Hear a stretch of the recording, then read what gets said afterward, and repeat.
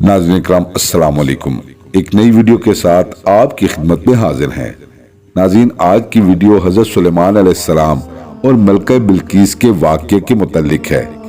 ये वाक़या अहम इस्लामी तारीख़ी वाक़या है जो दिलचस्प भी है और सबक आमोज़ भी है। इस वाक़ये के तारीख़ी हक़ाइक़ आज हम तफसील से इस वीडियो में बयान करेंगे। तो आइए वीडियो शुरू करते हैं।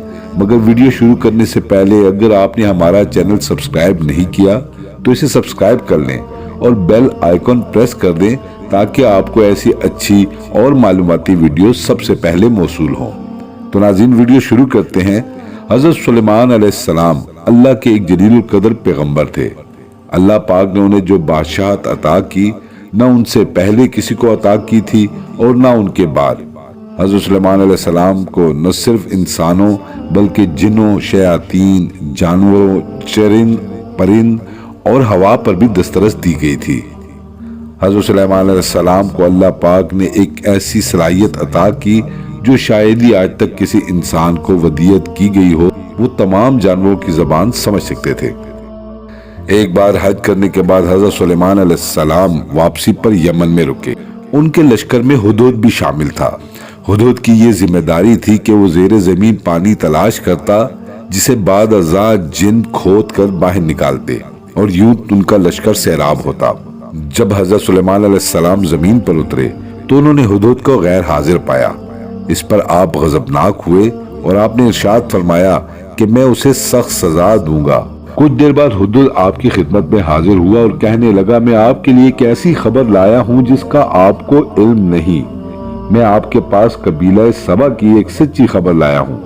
सबा जनूबी अरब की मशहूर तिजारत पेशा कौम थी जिसका दारुल हुकूमत मौजूदा यमन के दारुल खिलाफा से 55 मील शमाल मशरिक में वाक़या था। हुदूद कहने लगा कि ए बादशाह, मैंने वहाँ एक औरत देखी है जो इस कौम की हुक्मरान है।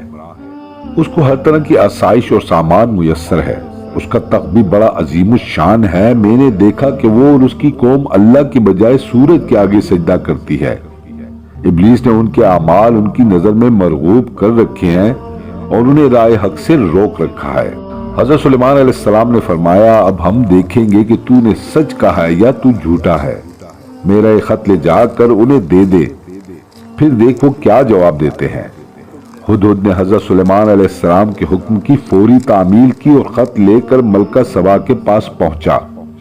रवायत में है कि मलका सबा, जिसका नाम बिल्कीस था, इस वक्त भी वो आफ्ताब की पूजा कर रही थी। मलका ने जब खत पढ़ा तो मुतफक्किर हो गई और फौरी तौर पर अपने दरबारियों को तलब कर लिया। उसने कहा, ए अहले दरबार, मेरी तरफ एक बड़ा अहम खत फेंका गया है जो फलस्तीन और शाम के अजीम फरमारवा सुलेमान की जानिब से है, जिसे बिस्मिल्लाहिर्रहमानिर्रहीम से शुरू किया गया है। इसमें कहा गया है कि हम सरकशी छोड़कर अतात इख्तियार करें और मुसलमान होकर सुलेमान अलैहिस्सलाम के आगे हाजिर हो जाएं। तुम सब मिलकर मुझे मशवरा दो। तुम जानते हो कि मैं तुम्हारे मशवरे के बगैर कोई काम नहीं करती। दरबारियों ने कहा, ए मलका, हम ताकतवर और जंगजू हैं। जैसे आप हुक्म देगी वैसा ही करेंगे।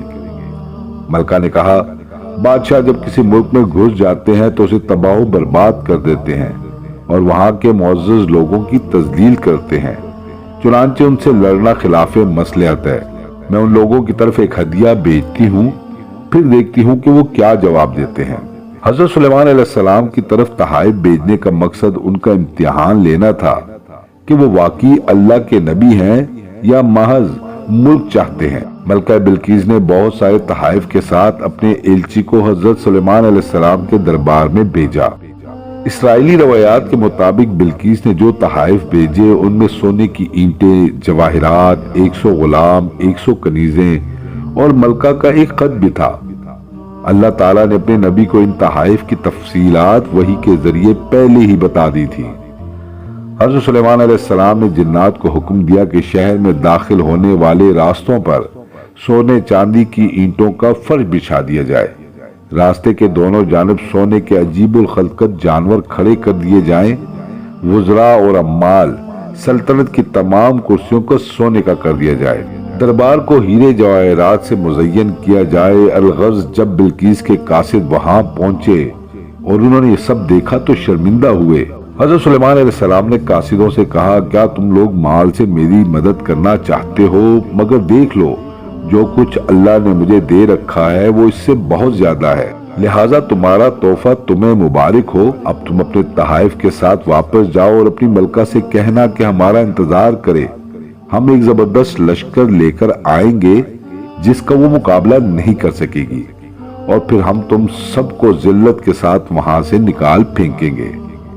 قاصد نے واپس جا کر ملکہ کو حضرت سلیمان علیہ السلام کا سخت پیغام پہنچایا۔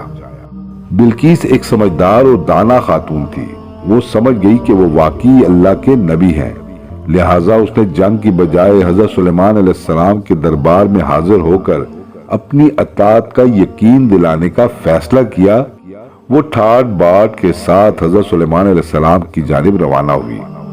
اللہ پاک نے وحی کے ذریعے حضرت سلیمان علیہ السلام کو بتایا کہ بلقیس تمہاری فرما بردار بن کر حاضر ہو رہی ہے۔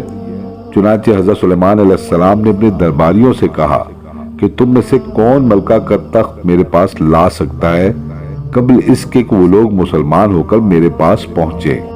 ایک جن بولا، میں اس تخت کو حاضر کر دوں گا قبل اس کے کہ آپ اپنی جگہ سے اٹھے، میں اس کی طاقت رکھتا ہوں اور امانت دار بھی ہوں۔ پھر جس شخص کے پاس کتاب کا علم تھا وہ بولا، میں آپ کی پلک جھپکنے سے پہلے ہی اسے لا دیتا ہوں۔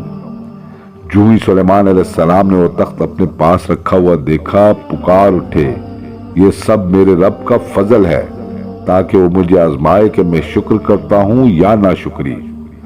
شکر گزار اپنے ہی نفع کے لیے شکر گزاری کرتا ہے، اور جو ناشکری کرے تو میرا رب بے نیاز اور بزرگ و برتر ہے۔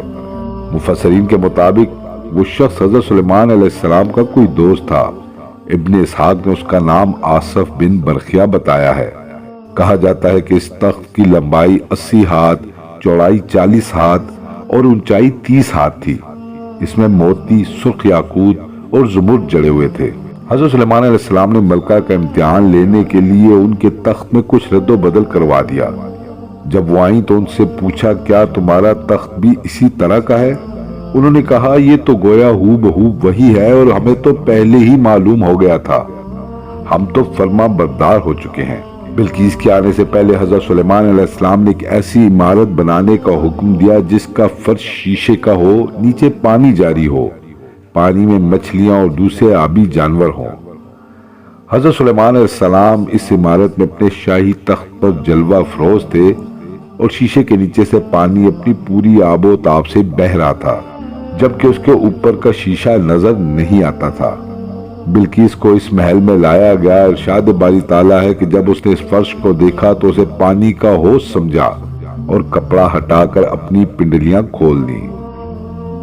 حضرت سلیمان علیہ السلام نے کہا، یہ ایک ایسا محل ہے جس کے نیچے بھی شیشے جڑے ہوئے ہیں۔ جس پر وہ بول اٹھی، پروردگار میں اپنے آپ پر ظلم کرتی رہی، اب میں سلیمان علیہ السلام کے ہاتھ پر اللہ رب العالمین پر ایمان لاتی ہوں۔ ملکہ سبا کے مسلمان ہونے کے بعد کیا ہوا، قرآن کریم میں اس کی تفصیل نہیں ملتی، تاہم تفسیری روایات کے مطابق ان کا حضرت سلیمان علیہ السلام سے نکاح ہو گیا تھا۔ ابن عساکر کی حضرت اکرمہ سے روایت ہے کہ مسلمان ہونے کے بعد بلقیس حضرت سلیمان علیہ السلام کے نکاح میں آ گئی تھی اور آپ نے انہیں ان کے ملک واپس بھیج دیا تھا۔ حضرت سلیمان علیہ السلام نے یمن میں ان کے لیے 3 محل تعمیر کروائے۔ آپ وہاں تشریف لے جاتے اور 3 روز قیام فرماتے۔ ناظرین، امید کرتے ہیں کہ آج کی ایمان افروز ویڈیو آپ کو پسند آئی ہوگی۔ اسے لائک اور شیئر ضرور کیجیے گا۔ جلد ایک نئی ویڈیو کے ساتھ آپ کی خدمت میں حاضر ہوں گے۔ تب تک کے لیے اللہ حافظ۔